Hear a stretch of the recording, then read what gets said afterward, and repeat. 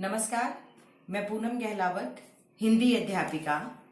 आज हम लोग 10वीं के पाठ्यक्रम में सम्मिलित रचना के आधार पर वाक्य के भेद करेंगे।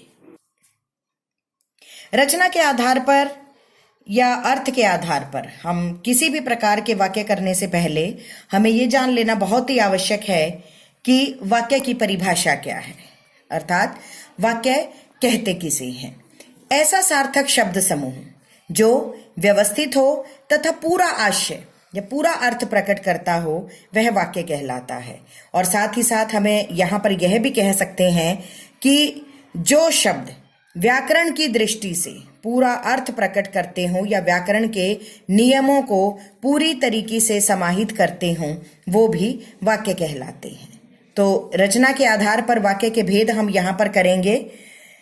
3 भेद होते हैं रचना के आधार पर: सरल वाक्य, संयुक्त वाक्य, मिश्र वाक्य। सरल वाक्य जिस वाक्य में एक ही मुख्य क्रिया हो उन्हें सरल वाक्य कहते हैं। जैसा कि यहाँ पर लिखा गया है, एक मेन वर्ब होती है। मैं यहाँ पर यह भी बता देना चाहूंगी कि सरल वाक्य सिंपल सेंटेंस, संयुक्त कंपाउंड सेंटेंस और मिश्र वाक्य जिन्हें हम मिश्रित वाक्य भी कहते हैं, कॉम्प्लेक्स सेंटेंसेस। तो यहाँ पर मुख्य क्रिया होती है, एक ही होती है सरल वाक्य में, और दूसरा इसमें एक ही उद्देश्य और एक ही विधेय होता है जिन्हें अंग्रेजी में हम लोग सब्जेक्ट और ऑब्जेक्ट कहते हैं। तो चलिए यहाँ पर इसके मैं उदाहरण भी आप लोगों को करवा देती हूँ। लड़के खेल रहे हैं, यहाँ पर लड़के खेल रहे हैं, यहाँ पर जो खेल है, खेलना क्रिया है और ये एक ही मुख्य क्रिया है। ठीक इसी प्रकार बच्चे पढ़ रहे हैं, इस वाक्य में भी पढ़ना, बच्चों के द्वारा पढ़ा जा रहा है और पढ़ना ही यहाँ पर मुख्य क्रिया है। इसी प्रकार हमारे और भी आगे अनेक एग्जाम्पल्स आप लोगों को देखने को मिलेंगे जिनमें केवल एक ही मुख्य क्रिया होती है। तो ये सारे वाक्य जो हैं वो सरल वाक्य के तहत आते हैं। इसके बाद संयुक्त वाक्य, जब 2 या 2 से अधिक स्वतंत्र वाक्यों को योजक शब्द से जोड़ा जाता है। जी हाँ, योजक शब्द जो 2 वाक्यों को, स्वतंत्र वाक्यों को, जो बिल्कुल फ्री वाक्य होते हैं, फ्री सेंटेंसेस होते हैं, उनको जो जोड़ने का काम करते हैं, तो वो ऐसे योजक शब्द वो कहलाते हैं और, या, अथवा, किंतु, परंतु। और इन्हीं के जोड़ से जो 2 अलग अलग वाक्य एक हो जाते हैं तो वो संयुक्त वाक्य बन जाते हैं।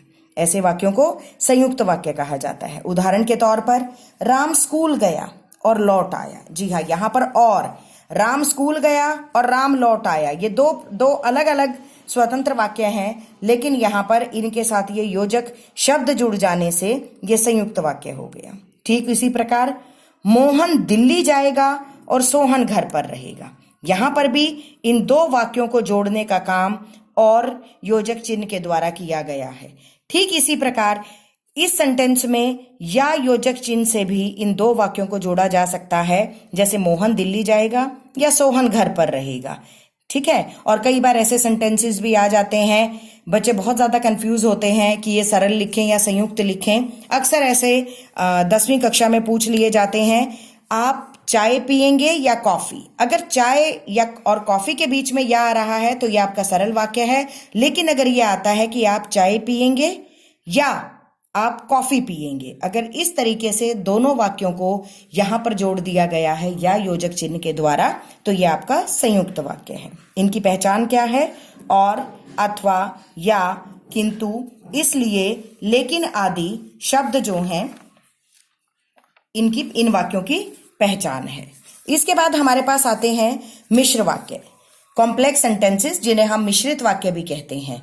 इसमें एक प्रधान वाक्य होता है और दूसरा उस पर आश्रित होता है। मीन्स एक वाक्य के ऊपर दूसरा डिपेंडेंट होता है, निर्भर करता है, तब जाकर ये मिश्रित वाक्य कहलाते हैं। इनका अगर हम उदाहरण करते हैं अभी, यदि तुम परिश्रम करते तो सफल हो जाते। जी हाँ, यहां पर जो सफल होना है वो किसके ऊपर निर्भर करता है? वो तुम्हारे परिश्रम करने पर निर्भर करता है कि यदि आप परिश्रम करते, यदि तुम परिश्रम करते तो सफल हो जाते। तो सफल होना परिश्रम करने पर निर्भर करता है, तो ये यहाँ पर प्रधान वाक्य है और जो सफल होना है वो यहाँ पर आश्रित वाक्य है। तो इस प्रकार एक प्रधान और दूसरा आश्रित, और जो आश्रित होता है उसे हम आश्रित उपवाक्य कहते हैं। तो इस प्रकार ये मिश्रित वाक्य बन गया।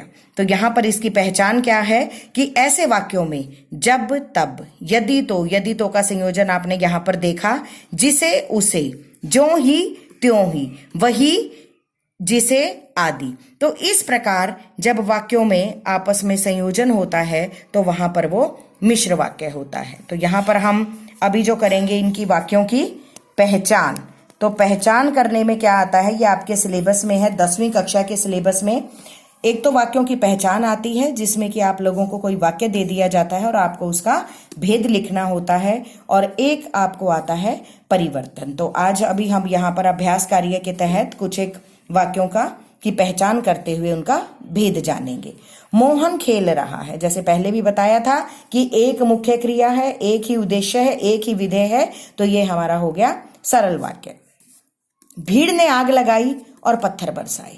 यहां पर भीड़ ने आग लगाई और पत्थर बरसाए, यानी कि भीड़ ने आग लगाई, भीड़ ने पत्थर बरसाए, इन दोनों वाक्यों को जोड़ने के लिए एक योजक शब्द का प्रयोग किया गया है और का, और ये दो अलग अलग स्वतंत्र वाक्य जुड़कर एक हो गई हैं। तो ये हमारा बन गया संयुक्त वाक्य। जब पानी बरस रहा था तब मैं घर के भीतर था। यहां पर एक प्रधान और एक आश्रित। तो इस प्रकार ये हमारा क्या बन गया, मिश्र वाक्य बन गया।